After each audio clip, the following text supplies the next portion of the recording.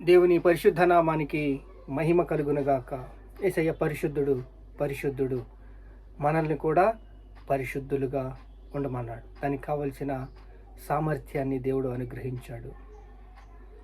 ఇప్పుడు కొలస్సీలు రాసిన పత్రిక 3వ అధ్యాయం 12వ వచనము.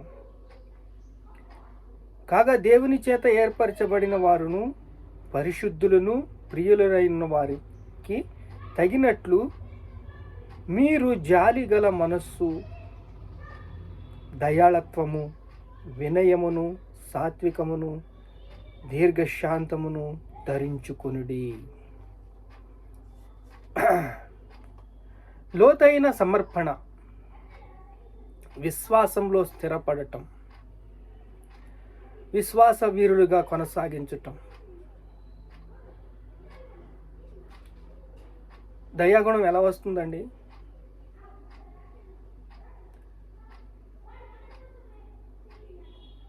దయామయుడు అని యేసుక్రీస్తుకి పేరు వచ్చింది. గొప్ప దేవుడు పేరు పొందుకున్నాడు. కరుణామయుడు.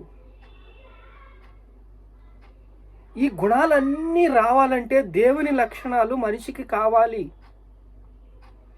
మనిషి ఈరోజు పిచాచిలాగా తయారవుతున్నాడు. టెంపరవరీ జీవితాన్ని జీవించడానికి అలవాటు పడిపోతున్నాడు. దేవుడేమో పరలోకం ఉంది, పరిశుద్ధులుగా ఉండాలి, యుగ యుగాలు నాతో ఉండాలి అని దేవుడు కోరుతుంటే మనిషి ఏ రకంగా జీవిస్తున్నాడు? అలా రూపాంతరము చెందాలి అంటే ఆ మెరుపు, ఆ ఛాయ, ఆ మార్గము, ఆ యొక్క మర్మము కావాలి అంటే ఏం చెయ్యాలి? యేసయ్య అంటున్నాడు, నా దగ్గరికి రండి, నా సన్నిధిలో సమయం గడపండి. పేతురు యాకోబుల్ని వెంట పెట్టుకుని ఒక కొండ మీదకి తీసుకెళ్ళి ఏలియా మోషేతో తన ఒక ఆరోహణం గురించి మాట్లాడుతుండగా పేతురు యాకోబు యోహానులు చూశారు. దేవుడు మాట్లాడుచున్నాడు, సిలువ గురించి మాట్లాడుతున్నాడు, ఎలా సిలువ మరణం పొందాలో మాట్లాడుచున్నాడు. ఏలియా మాట్లాడుతున్నాడు, మోషే మాట్లాడుచున్నాడు. ఇలా రూపాంతరము చెందిన ఒక మనిషి చనిపోయిన తర్వాత లేపబడుతూ అంటే ఎంత గొప్ప మాట.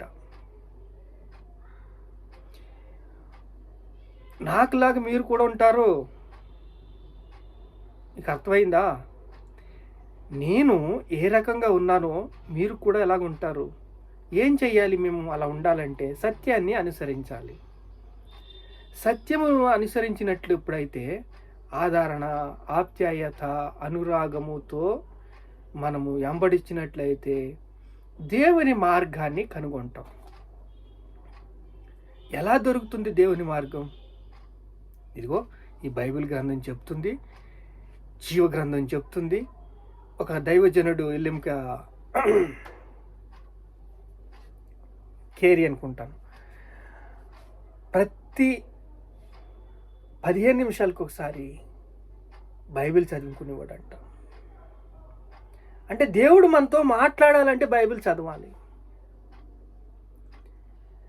బైబిలు మనం చదివినప్పుడల్లా దేవుడు మీకు కొత్తగా, నూతనంగా దేవుడు మాట్లాడతాడు. ఎందుకంటే ఏంటి ప్రభువా, నన్ను ఇలా వదిలేసేవా అంటాడేమో. బైబిల్ తీసినప్పుడల్లా దేవుడు మనతో మాట్లాడడానికి సిద్ధంగా ఉన్నాడు. ఈ గుణలక్షణాలు ఎలా రావాలి అని ఇప్పుడు అంశము. దేవుని మనస్సు మనకు ఎలా వస్తుంది? దేవునికిలో రూపాంతరము ఎలా చెందుతాడు? ఈరోజు యవ్వనస్తులు ఎలా తయారవుతున్నారంటే లోకము ఎలా అయిపోతుందంటే దేవుడే అన్యాయం చెయ్యవాడు చెయ్యనము, అపవిత్రుడు ఆగువాడు ఆగనిమ్ము అంటే బైబిల్ ఏమి సూచిస్తుంది? శాపము ఆశీర్వాదం ఒక దుక్కును మీకు ఉంచాను. మీకు శాపం కావాలా, ఆశీర్వాదం కావాలా? మీరే నిర్ణయం చేసుకోండి దేవుడు అంటున్నాడు. కానీ ఒక్కసారి ఆలోచిద్దాం. ఒక మనిషి మృగంలా మారాలంటారా, పరిశుద్ధుడిలా మారాలంటారా? ఒక మనిషి మృగంలా మారాలి అంటే సైతాన్ని వెంబడిస్తే సరిపోతుంది. అపవాది క్రియలు ఎలా ఉంటాయంటే వాడంతా కూడా ఒక విచిత్రంగా మనిషిని క్షీణింప చేసిన నరకానికే తీసుకెళ్ళిపోతాడు. ఒక మనిషి దేవుడు అనురాగము, ఆప్యాయత, ఆదరణలో నడవాలని దేవుడు చూస్తున్నాడు. లోతైన సమర్పణ కావాలని చూస్తున్నాడు. విశ్వాసమందు స్థిరగా ఉండాలని చూస్తున్నాడు. ఫుటింగ్స్ బలంగా ఉండాలని దేవుడు చూస్తున్నాడు. రక్షణ పొందుకోవాలని దేవుడు చూస్తున్నాడు. కానీ మనిషి యొక్క మూర్ఖత్వము, చేదస్తము, మతత్వము, ఎలా మూఢనమ్మకాలతో మనిషి హృదయం బహు చెడ్డదనే బైబిల్ చెప్తుంది కదా. మనిషి ఒక మార్పు కావాలి. మనిషిలో ఒక తాగిబోతోడు మారాలి, ఒక తిరుగుబోతు మారాలి, ఒక తిట్టుబోతు మారాలి. మార్పు కావాలి అంటే దేవుని పాదాలు పట్టుకోవాలి. నా దగ్గరికి రండి, నేను మీకు మంచి భవిష్యత్తు ఇస్తాను. నేనే మార్గం, నేనే సత్యం, నేనే జీవం. నేను తప్ప వేరొకడు లేడు, ఉన్నట్టు నాకు తెలియదు. అప్పుడు రూపాంతరము చెందిస్తే దేవుడు ఒక మనిషి ఉపయోగకరమైన మనిషిగా మారితే, మార్పు పొందితే యేసు రక్తము ప్రతి పాపము నుండి మమ్మల్ని పవిత్రులుగా చేస్తుంది, పరిశుద్ధులుగా చేస్తుంది, కృపతో నింపుతుంది. చూడండి,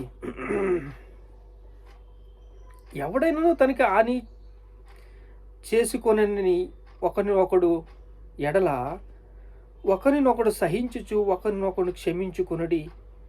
ప్రభువు మిమ్మల్ని క్షమించిలాగన మీరును క్షమించండి.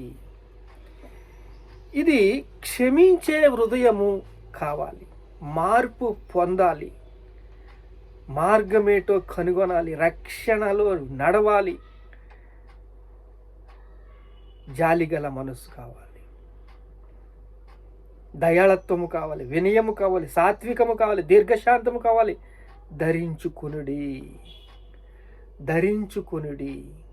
ధరించుకున్నప్పుడు, దీనుడిగా ఉన్నప్పుడు, సాత్వికంతో ఉన్నప్పుడు మీరు రూపాంతరము చెందుతారు. రూపాంతరము చెంది దేవుని శక్తిని అనుభవిస్తారు, దేవుని ప్రేమను రుచి చూస్తారు, మాదిరికరమైన జీవితం అనుభవిస్తారు. ప్రతి 10 నిమిషాలకు ఒకసారి బైబిల్ తీయండి. ఒకసారి అలా ఒక వచనం, ఒకే వన్ వర్డ్, ఒక వచనం తీసుకుని ఎత్తుపెట్టుకుని ప్రార్థన చేయండి. ఎంత ఆత్మీయత! సంవత్సరాలు తరబడి దేవుడు సరిహద్దులు సాలపరుస్తున్నాడు. ఒక వారం రోజులకో 10 రోజులకో మిమ్మల్ని పరీక్షించాలని చూడటం లేదు. దేవుడు మిమ్మల్ని ప్రేమిస్తున్నాడు. జాలిగల మనస్సు ఎలా వస్తుందండి? మార్పు ఎలా వస్తుందండి?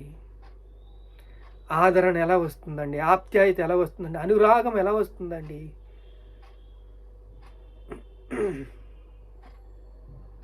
దేవుని ప్రేమను రుచి చూసి దేవుడు మనస్సుని కనుగొని ఆయనలాగా రూపాంతరము చెందాలని ఈరోజు అందుకు ప్రార్థన చేద్దాం.